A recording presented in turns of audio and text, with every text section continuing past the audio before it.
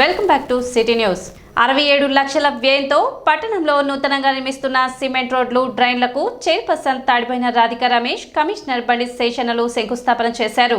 పట్టణంలోని 11వ వార్డు, 32 వార్డుల్లో నూతనంగా నిర్మించనున్న సిమెంట్ రోడ్లకు పూజా కార్యక్రమాలు నిర్వహించి శంకుస్థాపన పనులు ప్రారంభించారు.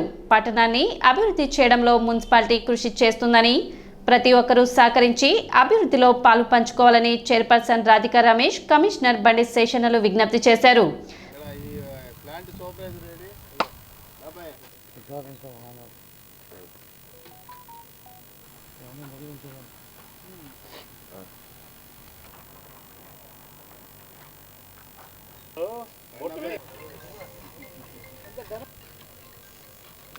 Okay madam.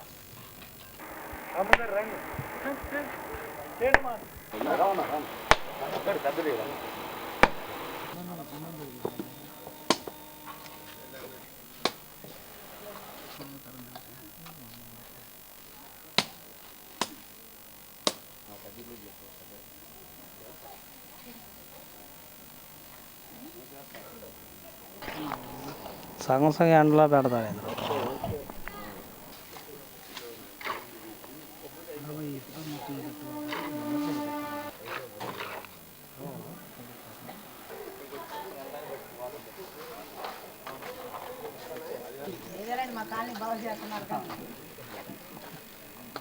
ఓకే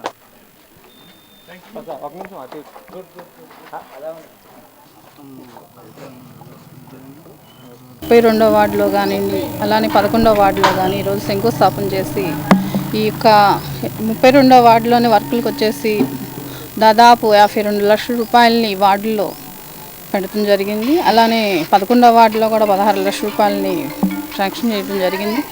ఏదైనా సరే అభివృద్ధి వైపు అడుగులు వేస్తున్నాం కాబట్టి ప్రతి చోట 40 వార్డుల్లో వర్కులు అనేది త్వరలోనే కొన్ని స్టార్ట్ అయినాయి, కొన్ని చేయాల్సినవి ఉన్నాయి. కాబట్టి అందుట్లో ఈ ముఖ్యంగా ఈ వార్డుకు వచ్చేసి దాదాపు సంవత్సరం క్రితం మనం రైల్వే ట్రాక్ కాడ చెత్త అనేది అసలు ఆ కదలిక లేకుండా ఘోరంగా అనేది డ్రైన్ అక్కడ ఉంటాను, అదంతా మేము వచ్చినాక అది తీపియటం జరిగింది.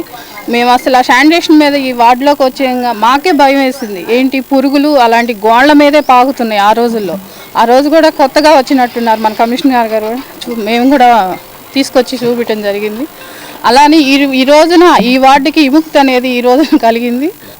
ఫస్ట్లోనే ఒక 40 లక్షల రూపాయలను ఈ 15th FC గ్రాంట్ నుంచి ఎర్రలింగ కాలనీకి స్పేర్ చేయండి.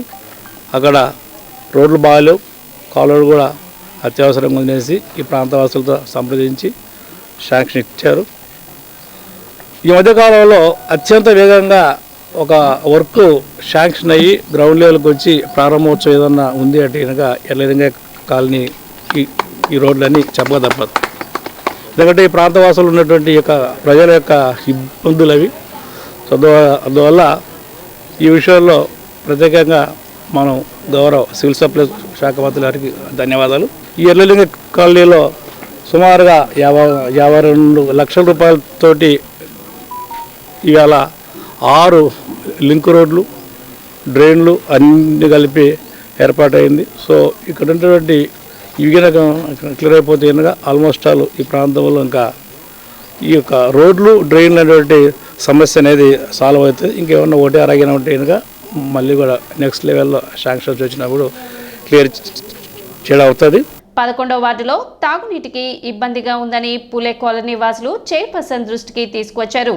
తప్పకుండా వారి సమస్యలు పరిష్కరిస్తామని చైర్పర్సన్ హామీ ఇచ్చారు. మేము పూలే కాలనీలో ఉంటాము, తెనాలి. మాకు వాటర్ ప్రాబ్లంగా ఉంది మేడం, ఉందండి. ఆ వాటర్ ప్రాబ్లం క్లియర్ చేస్తానన్నారు. అది కంపల్సరీగా మాకు వాటర్కి చాలా ఇబ్బందులు పడుతున్నాము. చిన్నపిల్లల దగ్గర నుంచి పెద్దవాళ్ళందరి వరకు దగ్గు, జలుబులతో చాలా బాధపడుతున్నాం. వాటర్ మాత్రం మంచి వాటర్ కావాలని కోరుకుంటున్నాము. కమిషనర్ గారిని మేము అడిగామండి, ఇక్కడికి వచ్చారు. చైర్పర్సన్ గారు, మున్సిపల్ కమిషనర్ గారు వచ్చారు. వాళ్ళకి మా సమస్యలన్నీ చెప్పామండి, వాళ్ళు క్లియర్ చేస్తానన్నారండి. కార్యక్రమంలో ఎంఈ ఆకురాత్రి శ్రీనివాసరావు, పలువురు కౌన్సిలర్లు పాల్గొన్నారు. మేము జ్యోతిబాబు పూలే కాలనీ వాళ్ళం, 20 సంవత్సరాల నుంచి ఉంటున్నాం. మాకెవరు లేరండి, ఏం చేయటం లేదు, నీళ్లు రావటం లేదు. మాకు లైన్ వదలమని చెప్పాము, కానీ కమిషన్ గారు వచ్చారు. మనకి చైర్మన్ గారు వచ్చారు, కౌన్సిలర్ గారు వచ్చారు. మా సంవత్సరం వాళ్ళకి చెప్పామండి, 20 సంవత్సరాల నుంచి ఇక్కడ బాధలు పడుతున్నాం. మంచినీళ్ళు వదలమన్నాం. పిల్లలు జల్లలు అందరికీ జ్వరాలు దగ్గులు ఉన్నాయి. ఈ కొంచెం సాయం చేస్తే మేము జలమకి మరవలేము.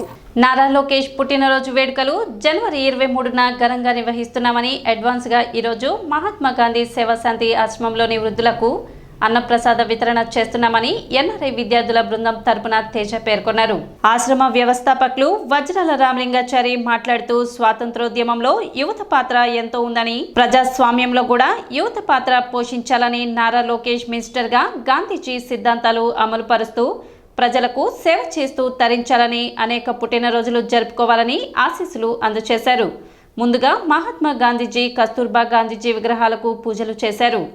ఆంధ్రప్రదేశ్ మంత్రివర్యులు గౌరవనీయులు శ్రీ నారా లోకేష్ గారి జన్మదినోత్సవం అడ్వాన్స్గా రేపు వారి జన్మదినోత్సవం యాక్చువల్గా, కానీ మిత్రులు వారి అభిమానులు ముందుగా శుభాకాంక్షలు తెలియజేయాలనే ఉద్దేశంతో ఈ కార్యక్రమం ఏర్పాటు చేశారు. చాలా సంతోషం.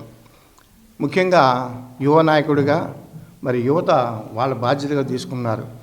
ఈ సమాజాన్ని, ఈ దేశాన్ని, ఈ రాష్ట్రాన్ని మరి ప్రశాంత వాతావరణంలో జరపాలంటే మరి నాయకత్వం వహించే వాళ్ళు ధీరోదాత్తులై ఉండాలి, శక్తివంతులై ఉండాలి, సహనవంతులై ఉండాలి. మన భారతదేశ స్వాతంత్రోద్యమంలో కూడా యువకుల పాత్ర ఎంతో ఉన్నది, చరిత్ర మీ అందరికీ తెలుసు.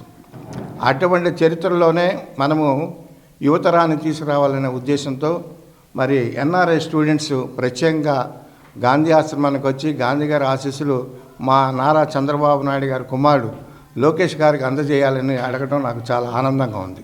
నారా లోకేష్ గారు జన్మదిన సందర్భంగా ఆయన్ని రేపు పుట్టినరోజు ఇన్ అడ్వాన్స్గా మన తెనాలిపట్నం నందు బురిపాలెం రోడ్లో ఉన్న గాంధీ ఆశ్రమంలో అన్నదాన కార్యక్రమం చేయడం చాలా సంతోషంగా ఉంది. ఎందుకంటే ఐటీ మినిస్టర్గా ఆయన ఎన్నో అభివృద్ధి కార్యక్రమాల్లో ముందుకొస్తూ ఎన్నో రంగాలని ఎదుర్కొంటూ ఆయన తీసుకొచ్చే పెట్టుబడులు కానీ ఏదైనా కానీ అందరికీ స్ఫూర్తిదాయకంగా ఉంది. అలాగే ఆయన ఇంకా మంచి స్థానాల్లోకి వెళ్ళాలని, మంచి పదవులు పొంది ఎన్నో ఈ రాష్ట్ర ప్రజలకి ఎంతో సేవ చేయాలని మనస్ఫూర్తిగా కోరుకుంటూ అయోధ్య బలరాముని ప్రతిష్ట మహోత్సవం మొదటి వార్షికోత్సవం సందర్భంగా అంగల్కుదురు దాసకుటి ఆశ్రమంలో సీతారామస్వామి కళ్యాణం నిర్వహించారు. అంగల్కుదురు గ్రామంలోని దాసకుటి ఆశ్రమం దక్షిణాయోధ్యగా ప్రాచుర్యం పొందుతుంది. 22/1/2024న అయోధ్యలో జరిగిన బలరాముని ప్రాణ ప్రతిష్టకు తపోశక్తిని ఇచ్చిన అన్నదానం చిదంబరం శాస్త్రి 6 కోట్ల యంత్ర జపం దాసకుటి ఆశ్రమం నుండి అయోధ్యకు తరలి వెళ్ళింది. ప్రాణ ప్రతిష్ఠ జరిగిన సంవత్సరం కావస్తున్న సందర్భంగా ఆశ్రమంలో వైభవంగా శ్రీ సీతారామ స్వామివారి సామూహిక కళ్యాణం నిర్వహించారు. ప్రతి సంవత్సరం జనవరి 22న కళ్యాణం నిర్వహించేలా నిర్ణయం తీసుకున్నామని అర్చకులు తెలిపారు.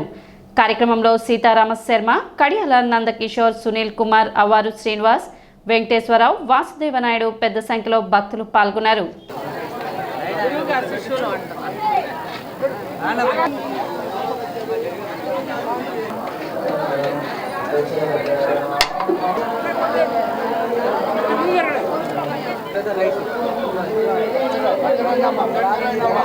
ఆంధ్ర వాల్మీకి శ్రీ శ్రీ శ్రీ వాసుదాస స్వామివారి పరంపరిపీఠం దాసకుటి అంగల్కుదురు. ఈరోజు చాలా సుదినము. బాలరాముని విగ్రహ ప్రతిష్ట ప్రథమ వార్షికోత్సవం మన అంగల్కుదురు వాసుదాస స్వామివారి పీఠంలో జరుగుతుంది. విశేషంగా అనేక మంది భక్తులు పాల్గొన్నారు. అన్నప్రసాదన వితరణ కూడా జరుగుతుంది. ఇక్కడ విశేషం ఏంటంటే ఆంధ్ర వాల్మీకి శ్రీ వాసుదాస స్వామి వారు వాల్మీకి రామాయణం 24,000 శ్లోకాలకి 24,000 పద్యాలు అర్ధతార్పణంతో విశేషంగా రచించి ఒంటిమిట్ట గోవిందరావు స్వామికి అంకితం ఇచ్చారు. ఈ టెంకాయ చిప్ప ద్వారా భిక్షాటన చేసి 1920 ఆ ప్రాంతంలో ఒంటిమిట్ట దేవాలయాన్ని పునరుద్ధరించారు. ఆ రోజు గాలిగోపురానికే 3 లక్షలు అయినాయి. అపర రామదాస్ అని పేరు. అనేక సొమ్ములు రథాలు చేయించి అక్కడి నుంచి నడిగడ్డ పాలన వచ్చారు. అయోధ్య బాలరాముడి యొక్క ఆలయం కట్టిన ప్రథమ వార్షికోత్సవం 500 సంవత్సరాల సుదీర్ఘ పోరాటం తర్వాత హైందవ శక్తి జాగృతమై సరిగ్గా ఏడాది క్రితం ఈ రోజున మనం అయోధ్యలో బాలరాముడి దేవాలయాన్ని ప్రారంభించుకున్నాం. ఆ శుభ సందర్భంలో దేశవ్యాప్తంగా ప్రతి ఊళ్ళో ప్రతి రామ మందిరంలో కూడాను అద్భుతమైనటువంటి కార్యక్రమాలు జరుగుతున్నాయి. అన్నిటినీ మించి ఇది దాసకుటి అనే ఆశ్రమము చాలా విశేషమైనది. ఎందుకంటే అయోధ్య తర్వాత ఆ మహాయంత్రాన్ని దర్శించినటువంటి భాగ్యం అంగలకుదురు వాసులకే దక్కింది. ఈ అదృష్టాన్ని ఏడాది క్రితం అనుభవించినటువంటి మన గ్రామస్తులందరికీ కూడా మనస్ఫూర్తిగా శుభాకాంక్షలు చెప్తున్నాము. పట్టణ నెహ్రూ రోడ్లో ఉన్న రుక్మిణి సత్యభామ సమేత గోవర్ధన స్వామి వీరప్రతాప ఆంజనేయ స్వామి వార్ల దేవస్థాన ప్రాంగణంలో తిరుమల తిరుపతి దేవస్థానం హిందూ ధర్మ ప్రచార పరిషత్ జిల్లా శాఖ సంకీర్తన గానాలాపన చేసింది. ప్రోగ్రామ్ అసిస్టెంట్ ఈ అమడు పర్యవేక్షణలో హరినామ సంకీర్తన బృందం గురువు పెరవలి వంశీకృష్ణ శిష్య బృందం సంకీర్తన గానం చేశారు. తొలుత బ్రహ్మశ్రీ ములుకుట్ల విశ్వనాథ శర్మ ఆధ్యాత్మిక ప్రసంగం, అందే తన్మయి కూచిపూడి నృత్య ప్రదర్శన అనంతరం సంకీర్తనను నిర్వహించారు. టీవీఎస్ శాస్త్రి, లక్ష్మీ నరసింహారావు, శివశంకర్ రాజు, అందే బాలచంద్రమౌళి, మాదాల సాయి హనుమంతరావు, నందికంటి రామాంజనేయులు పాల్గొన్నారు. సంకీర్తన బృందం మాదల నాగార్జున, అందే రాజేశ్వరి, తన్మయి, తూనుగుండ్ల దుర్గా మల్లేశ్వరి, కొప్పురపు అనితా మాధవి, దంటు శర్వాణి, నందికంటి జయలక్ష్మి, శ్రీ పూజిత, కొత్తమాసు పుష్పలత సంకీర్తన గానం చేసిన వారిలో ఉన్నారు.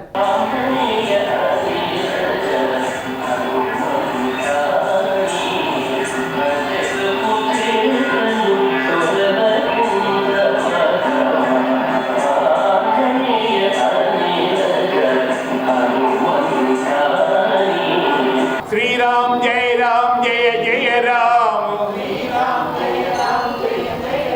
శ్రీరామ్ జయ రామ్ జయ జయ రామ్, శ్రీరామ్ జయ రామ్ జయ జయ రామ్, శ్రీరామ్ జయ రామ్ జయ జయ రామ్. రాజా రామచంద్ర మహారాజ్ కి, సీతామాతకు, పవన్ సుత హనుమాన్ కి, ఏడుకొండలవాడ వెంకటరమణ గోవింద గోవింద. అలా బయలుదేరారు రామచంద్రమూర్తి. చాలామంది రాజులు వచ్చారండి, కానీ విల్లు ఎక్కువ పెట్టలేకపోతున్నారు. ఇది వెళ్ళ మరి కొండ అంటున్నారు. అయ్యా, ఈ విల్లు ఎక్కువ పెట్టడం మా వల్ల కాదు.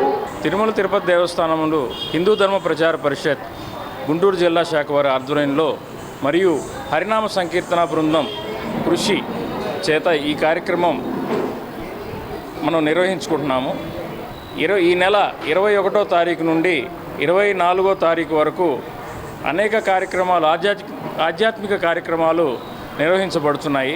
దీనిలో భాగంగా ఈరోజు సాయంత్రం 6:30 గంటల నుండి 7:30 గంటల వరకు శ్రీ ములుకుట్ల విశ్వనాథ శర్మ గారి చేత ఉపన్యాసం రామాయణం మీద జరిగింది. అలానే ఇప్పుడు 7:30 నుండి 8:30 గంటల వరకు చిన్నారి తన్మయి చే కూచిపూడి నృత్యం నిర్వహించబడుతోంది. తదుపరి 22వ తారీఖు సాయంత్రం 6:30 నుండి 7:30 గంటల వరకు శ్రీ ములుకుట్ల విశ్వనాథ శర్మ గారిచే ఉపన్యాసం నిర్వహించబడుతుంది. తదుపరి 100 మంది చేత సామూహిక సంకీర్తన, అన్నమయ సంకీర్తన నిర్వహించబడుతోంది. 21/1/25వ తేదీ నుండి రుక్మిణి సత్యభామ సమేత శ్రీ గోవర్ధన స్వామి మరియు వీరప్రతాప ఆంజనేయ స్వామి వారి దేవస్థానం నందు తిరుమల తిరుపతి దేవస్థానం ఆధ్వర్యంలో శ్రీ హరినామ సంకీర్తన బృందంచే కార్యక్రమాలు నిర్వహించడం జరుగుతుంది. ఈరోజు మొదటిగా శ్రీ ములుకుట్ల విశ్వనాథ శర్మ గారి ప్రవచనము, తదుపరి అందే తన్మయిచే కూచిపూడి నృత్య ప్రదర్శన, రేపు కూడా ములుకుట్ల విశ్వనాథ శర్మ గారిచే ఆధ్యాత్మిక ప్రవచనము, 24వ తేదీ స్థానిక సువాచనలచే కుంకుమార్చన జరుగుతుంది. సిటీ న్యూస్ ముగించే ముందు ముఖ్యాంశాలు మరోసారి.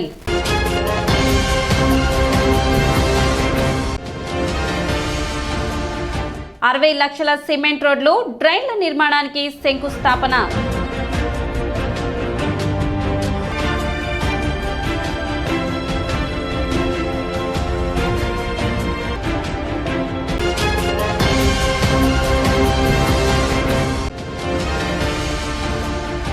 నేటి నుంచి పింఛన్దారుల ధృవపత్రాల పునఃపరిశీలనకు ప్రత్యేక సదరం క్యాంప్.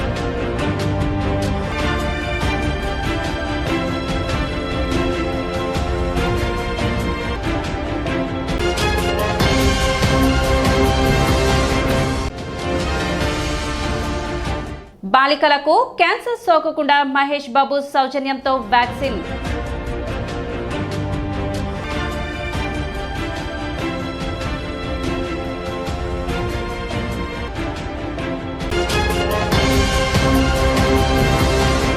సిటీ న్యూస్ ఇంతటితో సమాప్తం. నమస్కారం.